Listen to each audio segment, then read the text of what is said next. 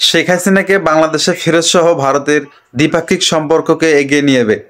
ভারতের অবস্থানরত বাংলাদেশের সাবেক প্রধানমন্ত্রী শেখ হাসিনাকে ফেরত চাওয়ার পাশাপাশি দিল্লির সঙ্গে দ্বিপাক্ষিক সম্পর্ক এগিয়ে নেওয়ার বার্তা দিয়েছেন অন্তর্বর্তী সরকারের পররাষ্ট্র বিষয়ক উপদেষ্টা মোহাম্মদ তৌহিদ হোসেন। বুধবার 1 জানুয়ারি পররাষ্ট্র মন্ত্রণালয়ে সাংবাদিকদের এক প্রশ্নের জবাবে এসব বার্তা দিয়েছেন তিনি। শেখ হাসিনাকে ফেরাতে ভারতকে চিঠি দেওয়া হয়েছে। যদি শেখ হাসিনাকে ফেরত না দেওয়া হয়, ঢাকা দিল্লির সম্পর্ক স্বাভাবিক হবে কিনা জানতে চাওয়া হয় তৌহিদ হোসেনের কাছে।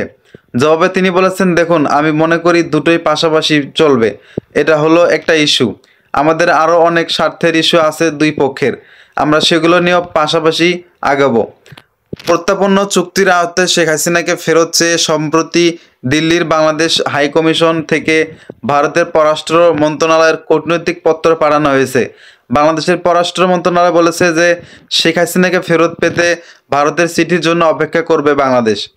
ভারতের কাছে চিঠির জবাব পাওয়ার পর পরবর্তী পদক্ষেপ নেওয়া হবে বলেও জানিয়েছেন তারা।